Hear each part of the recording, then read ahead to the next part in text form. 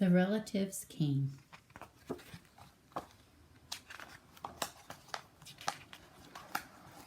It was in the summer when the relatives came.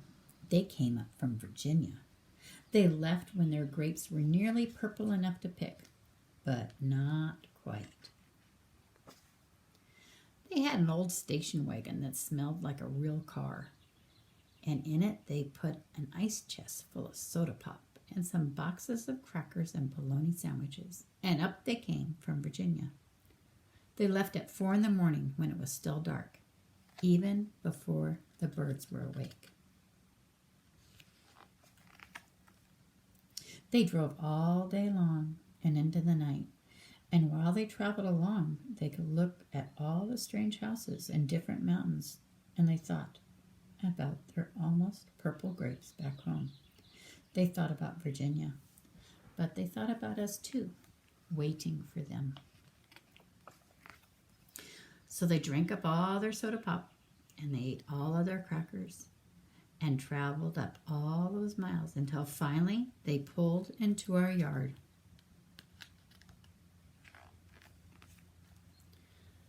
Then it was hugging time. Talk about hugging. Those relatives just passed us all around their car, pulling us against their wrinkled Virginia clothes, crying sometimes. They hugged us for hours. Then it was into the house, and so much laughing and shining faces and hugging in doorways. You'd have to go through at least 4 different hugs to get from the kitchen to the front room. Those relatives.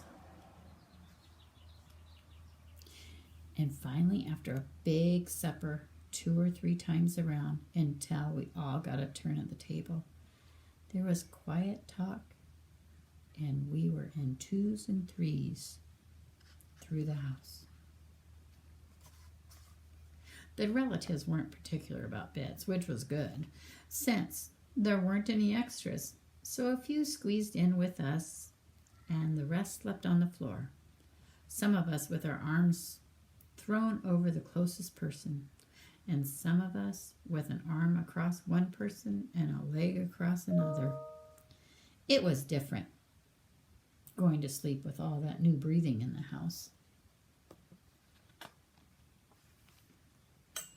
The relatives stayed for weeks and weeks. They helped us tend to the garden, and they fixed any broken things they could find.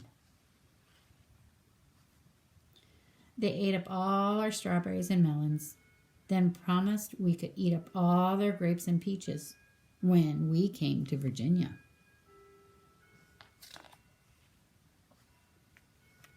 But none of us thought about Virginia much. We were so busy hugging and eating and breathing together.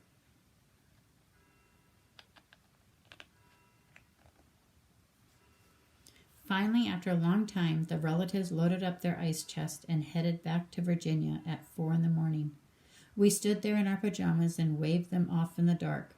We watched the relatives disappear down the road, and then we crawled back into our beds that felt too big and too quiet. We fell asleep. And the relatives drove on all day long and into the night. And while they traveled along, they looked at strange houses and different mountains, and they thought about their dark purple grapes waiting at home in Virginia. But they thought about us too, missing them, and they missed us. And then they were finally home in Virginia. They crawled into their silent, soft beds and dreamed about next summer.